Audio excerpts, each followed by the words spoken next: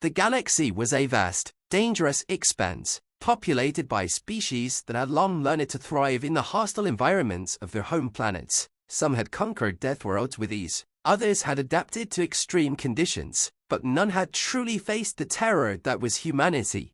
Humanity had arrived on the galactic stage like a storm, unpredictable, relentless, and powerful in ways that even the most seasoned races had trouble understanding. They came from Earth, a world so chaotic and unforgiving that the species there had survived extinction events, environmental cataclysms, and countless wars, and in each case, humanity had come out stronger. When the first human ambassador stepped onto the Galactic Council, it wasn't a show of superiority, it was a declaration of intent, a message sent not through words, but through action. The Council, a gathering of the most influential species in the galaxy, had long been a place for political posturing and delicate negotiation. Yet, no one could ignore the fact that every race that had crossed paths with humanity had learned one painful truth: never underestimate humans. The war with the Rakthar was the most recent example of this. The Rakthar were a formidable species of towering, fur-armed reptilians from a planet known for its constant seismic activity and volcanic storms. Their homeworld, a true death world, had shaped them into ruthless and cunning warriors. They were merciless in battle, their fleet of battle-hardened ships, the terror of the outer colonies. For years, the galactic races had watched as the Rakthar launched raids against human settlements on the outer rim. They were bold, aggressive, and above all, confident. They believed the humans would eventually cower beneath their might, just as countless other species had done before them, but they had underestimated the sheer willpower of humanity. Humanity fought back in ways no one expected, not with overwhelming firepower, not with tactical genius or ancient weapons. They fought with something far more dangerous: diplomacy. Ambassador RE051, the human representative to the Galactic Council, stood before the assembled leaders of the Rakthar Empire. The room was filled with tension. The war between the humans and the Rakthar had cost both sides dearly, but Arya, like all humans, understood one thing deeply: war was not inevitable, peace could always be negotiated. The Rakthar had come to the table not because they sought peace, but because they realized they had miscalculated. Their forces were stretched thin, and their once feared fleet had been decimated by human ingenuity and resilience. But that was not why they were here. The Rakthar were here because they had no choice. Arya's voice broke the silence, her tone calm but resolute. "We are not here to beg for peace, Rakthar," she began, meeting the piercing gaze of the Rakthar High Commander. "We are here because we believe there is more to life than war. But make no mistake, we will fight for our right to exist. If you want to continue this war, we will bring it to your doorstep. If you want peace, we are ready to talk."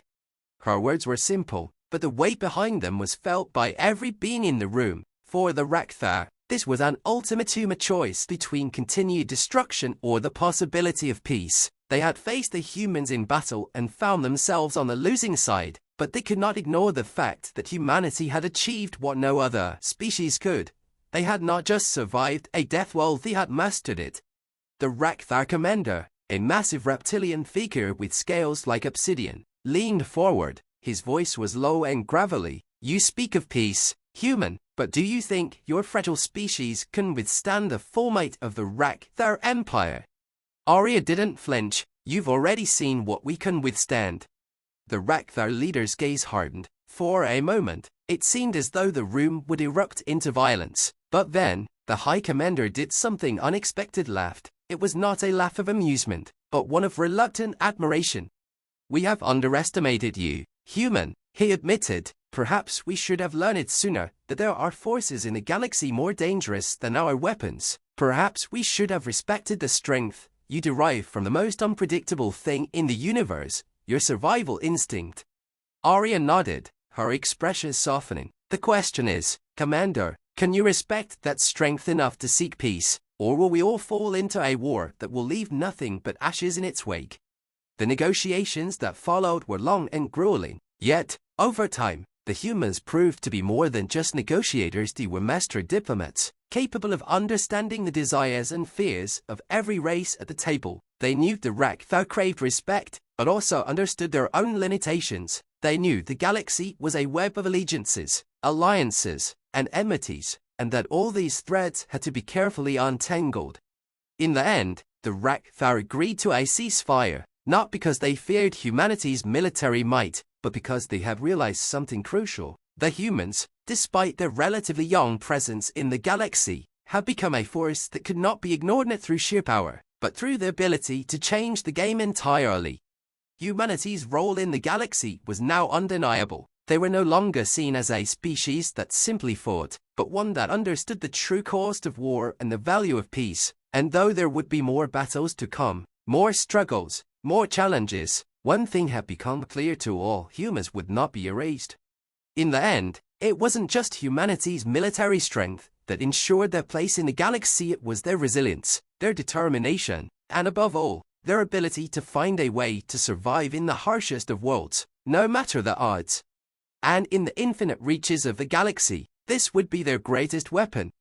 The ceasefire between the Rakthar and humanity had held, but peace was an illusion. The universe had never been kind to illusions. The Rakthar Empire, although retreating from human space, had not truly embraced the concept of peace. Behind closed doors, they conspired, watching humanity's movements closely. Their pride stung, but their military still intact. And humans, for all their diplomatic skill, knew the truth: peace could only be sustained through strength. Ambassador RE051 was deep in the bowels of the Galactic Council's chamber, poring over intelligence reports. The Rakthar had never been known for their subtlety. They would test humanity's resolve again, and Arya needed to be ready. Her fingers traced the cold, metallic surface of the datapad as she reviewed the latest intel. The Rakthar were massing their fleet near the Farlan Belt, a region of space rich in mineral resources, far from the inner systems of the Council. The belt was a vital economic hub, and if the Rakthar wanted to reassert their dominance, this was where they would strike. The humans had made many enemies in their rise to power, but it was the Rakthar who posed the greatest existential threat. If the war flared up again, the human race would be tested like never before. As Arya prepared to make her report, a holographic transmission pinged. She straightened, her eyes narrowing when the name of the sender flashed on the screen: General Edward Hayes, the highest-ranking military officers in the United Earth Coalition. She took a deep breath and accepted the call. Ambassador, General Hayes' voice came through, grim and steady. We've confirmed it. The Rakthar are preparing for a raid on the Farlan Belt. We need to act before they can strike. Arya's mind raced. The strategic position of the Farlan Belt was vital to humanity's economy, but it was also a flashpoint. If the humans engaged fast, they risked escalating a Cold War into full-blown conflict. If they waited, they risked losing everything. We've been preparing for this, Arya replied, her voice calm, but we cannot afford to make a move based on fear. We need leverage, not just firepower. The general hesitated. And how do you propose we get that, Ambassador? Arya's eyes flicked to the map of the Farlan Belt, calculating. I'll initiate talks, but this time, I am bringing something to the table that the Rakthar cannot ignore. A week later, Arya stood before the Rakthar High Command once again. This time, there was no calm atmosphere of diplomacy. The room was tense, every officer's and leader exuding a simmering distrust. The Rakthar had not forgotten their humiliation, nor had they forgiven humanity for forcing them to the negotiation table. The High Commander, a massive reptilian figure with razor-sharp teeth and glittering red eyes, was seated at the head of the table. His presence was imposing, but Arya had faced far worse. Behind her, the human fleet hovered just beyond the diplomatic station, out of view but within striking range. We didn't come here to negotiate surrender, Arya began, her voice firm, unwavering. We came to negotiate peace. The Rakthar commander's eyes narrowed. What do you offer, human? Arya gestured to the holographic display beside her. It showed an image of the Farlan Belt, a sector teeming with potential conflict. We know you seek the resources in the belt, but the galaxy is not yours to conquer. There are terms for everything. We propose an alliance. You gain access to the belt in exchange for your commitment to leave human territory untouched. A tense silence fell over the room. Arya could feel the weight of their scrutiny. There were no fools. He knew the value of the Farlan Belt, but it wasn't just resources that they sought. The Rakthar needed something else: recognition. You offer us a truce in exchange for mineral wealth. The High Commander rumbled, disbelief in his voice. Your kind has no such power. The belt is ours to claim. I offer you something far more valuable, Arya said, stepping forward. Respect, recognition as an equal power in the galaxy, on the condition that you work with us, not against us. Together, we control the Farland Belt. Divided, we risk everything. She paused, letting the words sink in. If you refuse, you'll find yourself at war with humanity once again, but this time, you'll face a species that has no fear of dying, but an overwhelming will to survive. The High Commander regarded her in silence, his amber eyes glowing in the dim light of the council chamber. After a long pause, he finally spoke. Your species, you always surprise us, human. He leaned back in his chair, his sharp claws tapping against the surface of the table. But you underestimate one thing, Ambassador. We are not simply warriors, we are survivors too, and we will decide if your proposal is worth the price. Arya didn't flinch. She knew the Rakthar would never be easily swayed, but they weren't stupid. The question was whether they could see the long game as clearly as humans could. 2 days later, the Rakthar sent their response. It wasn't a treaty, at least, not in the traditional sense. It was a provisional agreement, a ceasefire, with stipulations. Humanity would get access to the Farland Belt, but not without significant concessions. The Rakthar would still have a share, though not the controlling stake they had initially demanded. But the true concession was more subtle, a shared presence, a shared future in a galaxy that no longer had room for endless war. The humans had succeeded, not through overwhelming force, but through diplomacy, a strategy that only humanity truly understood. It was an uneasy peace, a fragile one, but it was peace nonetheless. The price was high, but as always, humanity had paid it. For now, the galaxy was safe, but everyone knew peace was always temporary. In the end, it was never about winning or losing. It was about surviving, adapting, and ensuring that humanity against all odds remained standing in the ever-turning tide of the universe. The dust had barely settled in the wake of the Rakthar ceasefire when another storm began to brew on the horizon. The galaxy, it seemed, was never without its conflicts, whether physical or political. The peace forged between humanity and the Rakthar was fragile, yes, but it was a milestone in the grander game. Yet in the shadows of this fragile peace, new threats lurked, many of them less obvious, but just as deadly. Ambassador Arya K paced the corridors of the Galactic Council's central hall, her mind racing. The news from the Farland Belt had been encouraging no major hostilities, no immediate escalation, but there was a much deeper issue at play now, one that threatened the delicate balance humanity had fought so hard to create. An intelligence report had surfaced. The Sultan coalition was mobilizing. The Sultans were a species unlike any Arya had encountered before. Their homeworld, a dark and cold planet orbiting a distant star, had bred them into a secretive, resourceful, and fiercely independent race. They were not conquerors, at least not in the traditional sense. Rather, they were mercenaries, spies, and manipulators, weaving through the undercurrents of galactic politics with terrifying precision. For centuries, the Sultans had remained neutral, biding their time, never fully engaging in wars unless there was something to gain. They were a collective of smaller, sometimes fractured factions, but their influence extended far beyond their borders. Their real strength lay in their ability to manipulate the unseen intelligence, covert operations, and subtle sabotage. They operated in the dark, pulling the strings that others failed to see, playing both sides for their own gain. But humanity had drawn attention. Despite the ceasefire with the Rakthar, humanity's military had proven itself a force to be reckoned with, their diplomatic strategies more effective than most had anticipated. They were also incredibly adaptable for comfort, and it was this potential threat, this capability to disrupt the delicate balance, that had brought the Sultans out of the shadows.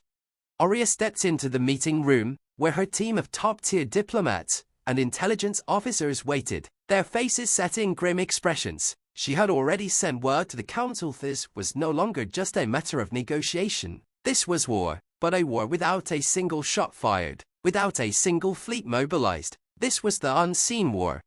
The Sultans are preparing something, Arya said, her voice calm but resolute. We don't know exactly what, but their movements are too coordinated, too deliberate. We need to act before they strike.